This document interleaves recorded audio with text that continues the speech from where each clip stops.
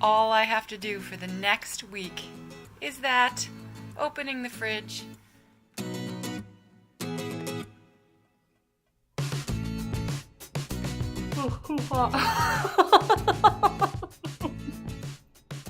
Hi, it's Jules and Uncle Jesse from the Vegan Dollar, and I'm so excited to share with you today one of the best investments I've ever made, and I continue to make on a weekly basis. Batch cooking! Yes, there it is.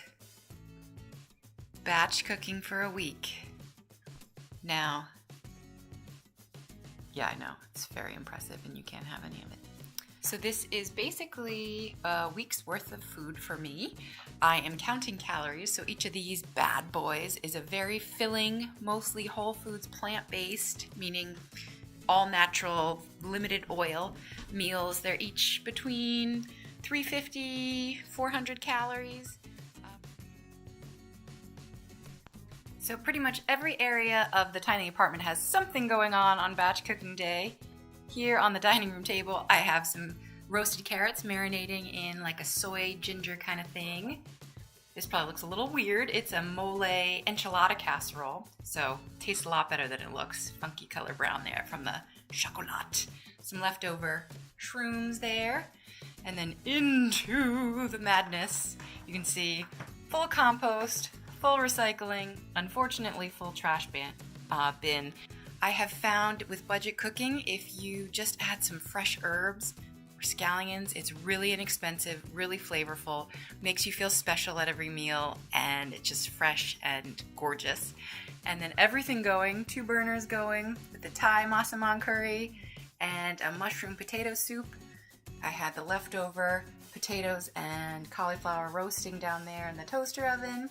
Then in the bathroom, have the music/recipe station and the dishes that won't fit in the sink that are now dirty that I now have to do, which I'm not looking forward to. Yuck. And Uncle Jesse pretty much does that the whole time, hoping for some leftovers. There's the tofu he's been getting to enjoy. Yes. So what does batch cooking actually look like in its planning stages? For me, it's as simple as a draft email that I update every week. And no matter what you use, Google Docs, Evernote, good old-fashioned pen and paper, you're going to want to start with setting your menu. I highly recommend picking a theme so that you can use common ingredients and spices. For the week that you're looking at, there are potatoes and cilantro that could be used in every recipe, and both of those are really delicious and inexpensive. And then next you're going to want to map it out so that basically you can have as much cooking and going on in the kitchen at once as possible. And give yourself a little time to practice this. You will get it down and you will fly through this on whatever your batch cooking day is. Just try to get something going in the oven, on the stovetop, at the chopping station, in the Instapot if you have one of those. If you need something to marinate or soak or press like tofu, get that going first, and you will be the most efficient, best batch cooker before you know it. And then last, but certainly not least, before the having fun part, is to go shopping and stick to your list. And that is true what you're looking at for a short week of 3 or 4 days of food for me, $30. I usually keep it between $25 and $50, not counting wine. And as long as I stick to that list, it really is that inexpensive to eat well all week long. So I am splurging a little bit today because I wound up getting a gift card to Whole Foods, and I'm not going to be here that long, so what you saw on that draft email was pita pizzas. Whole Foods has like these tiny little pitas. That was not going to cut it.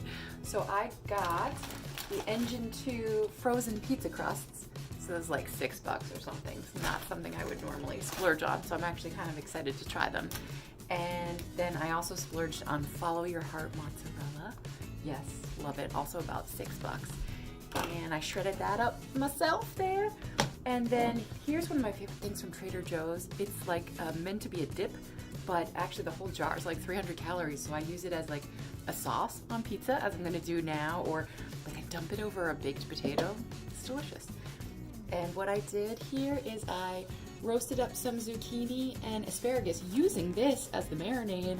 Oh, batch cooking winning. Tell me that looks vegan. Come on. There she goes.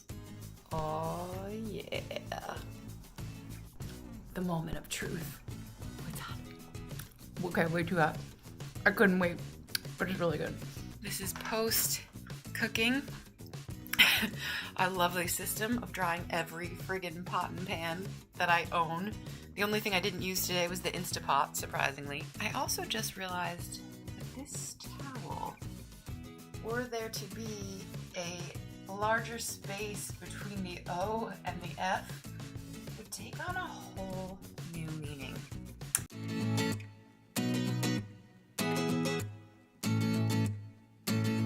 Do you love tofu, Uncle Jesse? Watch the hair, huh? Good. Well, can you do little speak? Good. Big speak. God, you're so smart. That makes my project manager heart go thud.